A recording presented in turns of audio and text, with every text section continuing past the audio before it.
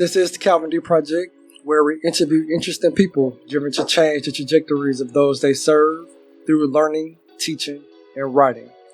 I want to thank you for being here. We're pleased to welcome Taushey Sias, a very special guest from Fort Worth, Texas. Make sure you stick around because some of the most powerful content is the advice portion is at the end. Right before we dive in, make sure you hit that subscribe button if you haven't already. Hit that bell notification icon so that you can get more episodes like this one.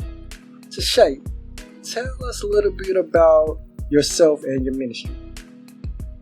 I'm a recording artist. I'm a mom first, mom of 4 beautiful children, 2 boys, 2 girls. Also, I'm a vocal coach, vocal producer. I'm just a woman that was open to what God told me to do. I'm able to experience, and other people are able to experience less, but I'm just really a willing vessel to just do what God is calling me to do. Has music always played a major role in your life, or what role did music play in your life in your early years? I'm a PK growing up. Mom was an organist, so we grew up singing. We was a part of My Sias and the Sias family. I was the youngest. I was 9 years old. Actually, my mama had us in the studio. We had our first debut album called I Follow You.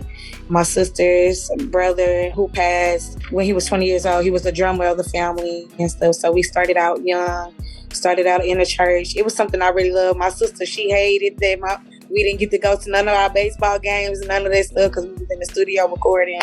But it was something that I really loved, and it's crazy because I'm actually reliving what my mama is doing with my children now. She had 4 children, I have 4 children, and all my kids singing and playing the drums and producing. To be able to not only start at a young age, carrying it down to my generation, to my children, is just a blessing. How would you describe your creative process to do your music, or do you write your music?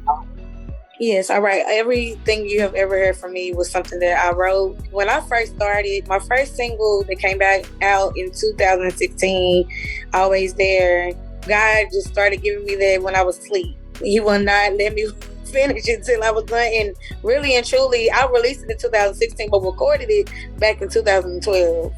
I was afraid because it was different. I had a big fan base at the time, but I was helping other ministries.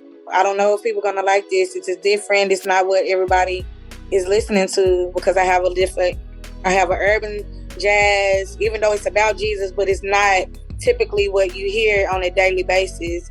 Nowadays in gospel, by the grace of God, God blew my mind when I did release that song. My creative vibes is not typically I find a beat and I just play. It literally comes at me all at the same time. The melody, the music, the lyrics comes at me all at the same time. So I literally was in the booth telling the producer what to play and how to play it with my mouth, singing the notes that I heard in my head. And so that's how I normally write. Yeah, I've heard the music. It has a jazzy, soulful sound to it. It's real cool. I like that. But then I can take you to church too. I can take you to church too. Right. You also had a sophomore single, You Never Left Me. And that movie was actually placed in a movie. Tell us a little bit about that. Yes. So his name was Corta. I believe that's his name. It was crazy to me because I didn't know that my testimony, that song You Never Left Me, was all about God took me away from being in domestic violence, being in the shelter, all those things. But I never would have thought that it would be the theme song for this movie. It was the movie that was based on a woman that was in domestic violence. When I got the word that my song was actually placed in this movie, it really let me know that I wasn't just a typical songwriter or that I wasn't a typical artist, that people would listen to this song. And I wrote this song to be the domestic violence anthem. And for it to play in that movie, I'm really excited about it, but it really blew me away. How do you feel when you perform that song? I really love singing the song. Oh, Lord. Okay, so I wrote this song. That was one of the first songs I did write. I recently just found the original version, which is killing. Brandon Perry from Alabama, when I tell you I gave him this, when he gave it back to me, I was like, man, because you can write something and then when you put it in the right hands and you get it back, oh my God, this is what I heard. This is really being manifested. And performing it, I love it because I get the vibe. And I love the fact that my little hook that I put,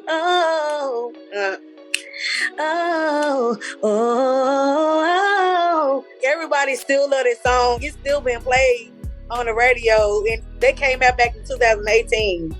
I just love performing it because of the vibe, the fact that I overcame everything that I went through. It just feels good. The fact that people know the song, really, it's just a dream. It's a dream. What song do you love to perform the most? Oh Lord. Oh, that's a huge question. I would say Always There because I have a new version of Always There. That takes me all the way in. Like, I literally black out every time I sing this song. Love It To Me. I love singing that one too. Why you ask? I don't know. I got so many songs. All I Am is powerful. It's really a new song that's about to come out. People have heard a little bit of it, but they haven't been able to purchase it yet. I believe that's the new song that really takes me to a place and it's called We Need to Pray. People are able to see the real me, and I guess they're able to see me be vulnerable. With me singing that song, I'm able to touch other people that might be going through certain things. And that's what I really want. Other than people going in and vibing to a beat, I really want people to walk away being changed when they hear me sing. Now, you mentioned a new song, so I'm going to ask you this, since we're on that note, on that subject. Now, what new projects are you working on at this time? I'm working on an actual album, but I'm going to give everybody a teaser next month. You get the exclusive of me sharing it with you because I haven't told nobody what I've been up to. I haven't told nobody what I've been up to. We've been creating, me and my team. I'm so excited, even with my videographer, because we're getting ready to shoot the video for it. I really believe that people will be able to hear something way different from me. It's not going to be the typical urban jazz. It's not nothing like that. And so I believe God has given me a new sound. He's given me a new vision. People are going to be able to be like, who is this Taushey? Because I ain't never met this Taushey. She really going deep in. I really can't wait for people to hear what I got going on and what I'm creating. I'm working really hard. Even my team, shout out to my team. They've been helping me out with the creative vibes on that. That's what's up. So y'all heard it here first. Music is powerful and it connects us in so many ways. However, there's more to it if you want to be a gospel artist. I understand you're also a vocal producer and a vocal coach. Tell my audience about your work in the vocal lab. Awesome. Just to get back into the place of when I did even start the vocal lab, I want to give a shout out to my school, MCC, where I was able to get my music degree there. But God was also showing me this vocal producer. Like, I've always been this, just never knew this, okay? It really birthed the hunger to be able to help develop and to help push other artists. The reason why I'm giving them a shout out, I was able to see who I really was. Sometimes you get around people who don't appreciate your gift. They think you're just too talented. Well, they try to dumb down who you are. When I went to MCC, they was able to embrace all of my creativity, and I was able to write songs, vocal produce at a college level with the professors there. During the pandemic, it gave me the time to birth the vocal lab. I don't only just help with the vocal exercises and vocal sessions, but I also help with artist development, people with their strategies, studio sessions, branding, mentor them with the music business. I've learned a lot, and if you want to make it as an artist, you got to know the music business, because I'm telling you, they will eat you alive in this industry.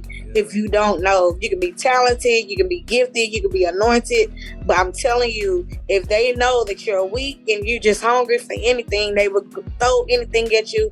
They will try to bribe you and fully take advantage of you. I've lived it. Some stuff I've learned from trial and error, but I thank God that I was able to implement and learn so many different things from my college professors who lived and was able to experience the industry. That's what I do at the vocal lab as well. So I'm excited about just sharing more with artists so they can be equipped for whatever comes with them when they start doing this music thing. A lot of people sing. A lot of people think they can sing. I mean, I sing along with the radio myself, and I lie to myself and tell myself that I sound pretty good when I know I don't. But what I hear when I sing and what other people hear when they sing is different. So how do you know if you really can sing? I mean, if you really got what it takes? I can't. Oh, Lord. Somebody asked me this before. I know how to help people get to where they need to go. But at the same time, you got to learn breathing exercise. You got to learn ear training. If you can't stay in key, that's not a good thing, okay? Sometimes even people that can sing still has a vocal coach. Why? Because they need help with breathing. They might need help with just stage presence or with performance, making sure that they're able to keep eye contact and draw the people in and have longevity in the industry. This industry is forever changing. But at the same time, you want to stay on key. And I'm saying it as nicely as I can. If you can't stay on key without music, because some people can only stay on key when they have music. Normally, when I have a session and I have somebody that I'm working with, I want to hear what they sound like, if they can stay on key a cappella before we even add the music, because I want to know, are you able to stay in key on their part? But even, I believe that if you work hard enough and if you at least put some time in it, you can grow. But if you have tried to be with a vocal coach for over 6 months to a year and it still ain't worked, then maybe that's a sign that ain't your gift, that ain't your lane. Now, I understand that in many cases, pastors, business executives, actors, and so on, they also utilize vocal coaches to reach their goals. So do you also help other type of clients outside of singers? Yes, I've helped rappers before. I also have helped preachers. My dad is one of them. He calls me all the time asking me what I need to do, because breathing has a lot to do with that. And I like to make people aware of vocal health. Singing hard and even preaching hard can have a lot to do with your vocal cords, and you can end up getting polyps, different health issues if you don't take care of it, and if you're not breathing or even singing correctly. And a lot of things in the church realm has really put us in a bad situation, because they have taught a lot of things to us. Even with lemons and what we eat, they tell you to get hot tea when that is burning your vocal cords. Oh, wow, really? Literally burning your vocal cords. I learned a lot of things when I went to school. And that's another reason why it's good for people to go to a vocal coach. It's not trying to offend anybody, saying they're not good enough, but it's to keep them accountable, to protect their gifts. But I do help a lot of other artists outside of singers, outside of artists. I do help those. Are there other singing styles that you teach with your class? I teach classical. I teach R&B. I teach jazz. I love teaching jazz. I also teach country. I teach musical, Broadway, music as well, country and rock. All genres, you can come to me. I played an instrument growing up. When you play an instrument, you want to sound like the artist that maybe played the song before. When you're an artist, is it any different when it comes to singing in your own voice or imitating the sound of someone else's voice? For me, as an artist, even with my teaching, I like to go to the artist that I'm listening to. I like to study, okay? Let's take, for instance, Ella Fitzgerald. I like to study her. There was one of the artists that I studied back in college. Do I imitate her? I would say you can take a little bit of what she do and add your own to it. And that's what I normally try to tell my students. But you do have those people that feel like they have to imitate everybody else. You hear people singing I Keep Falling by Alicia Keys, and they'll do it just like her. Some of them, you'll never hear them actually do it just like themselves. And I used to get ridiculed because I would do it like Taushey. But now, ain't it crazy that I'm getting paid to do it just like Taushey? Because now people coming to me. So what I would say is, it's good to be able to own your uniqueness. Yes, it's good for us to learn from other people. It's good for us to emulate some things, but we don't have to do everything just like them. And I would say, if anybody's watching this, anybody that listens to this, try to actually fall in love with your own voice, fall in love with your own tone, fall in love with some of the runs you do. Go to the piano and even pick out notes that you can do on your own. And then go to the artist and say, hey, how can I do this different? I want them to know that Ashley came up with this, not I'm trying to be like Alicia Keys. You also gave me a point too.